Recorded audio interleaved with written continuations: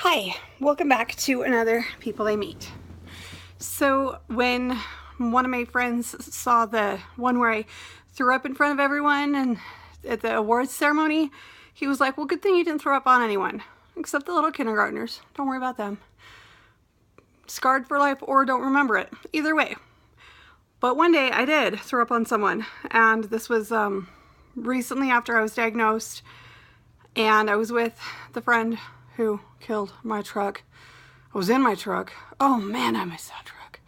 Now the battery to my crappy car is dead, and I need a new battery. And Medicare is doing something weird where they're asking all sorts of questions so they can deny you rides to medical places. So I'm pretty screwed now, actually. Yeah, awesome. So anyway, we went to the bank and he was taking sorts of crazy turns, and I was on a new medication, and I'd had him pull over a few times so I could throw up because I wasn't throwing up on my truck. And as soon as we got to the bank, as soon as I opened the door, I threw up again. And this really nice guy in a waiter or chef uniform, so obviously just got off work, came over, and his name tag said Brian, or perhaps I asked him, I don't remember, but his name was Brian. Pulled some napkins out of his pocket, so I'm guessing waiter, and started like cleaning me up.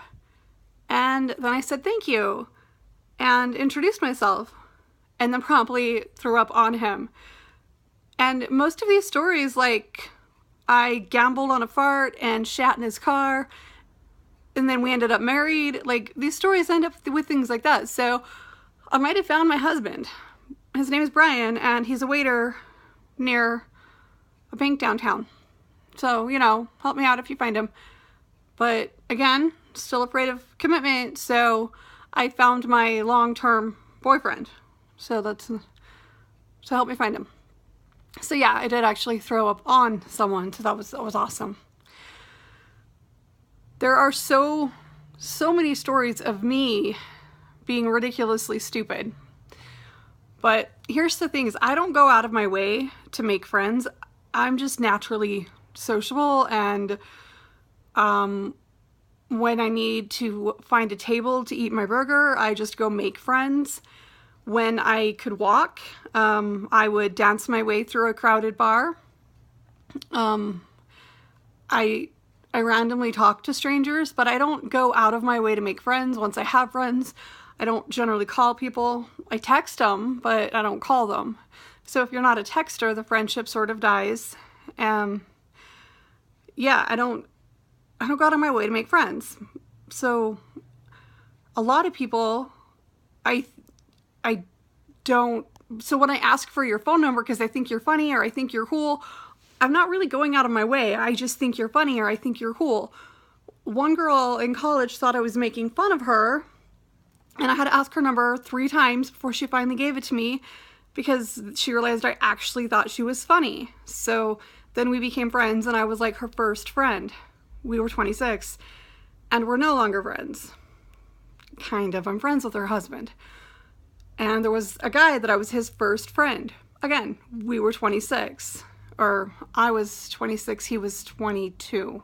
Still, kind of late in life to be having a first friend. And we're no longer friends.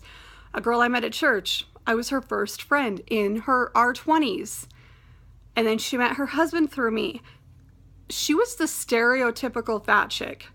Like, eyes on the ground all the time, wore frumpy clothing. Whenever her skinny friends had boyfriends, they completely ditched her. So whenever I would start dating someone, she was very surprised that she was still in my life. And then she started dating this guy and tried to return the favor. I didn't know it was possible to be alone, to be with one person and feel like a third wheel, because she was talking about him the whole time. And I'm like, I know you'd rather be making out with him, which is how I would feel is if you were with him and I were a third wheel. Like, why is it so difficult for people to have a relationship and friendships? Really, they're not mutually exclusive. So she was completely desperate. He was completely desperate. they found each other through me and we're not friends anymore. And I don't really, a lot of these people for whom I was their first friend, there's a reason they had no friends, and I'm not really sad that I'm not friends with them anymore. A little bit, because they were cool, they were funny, they had some quality that made me want to befriend them.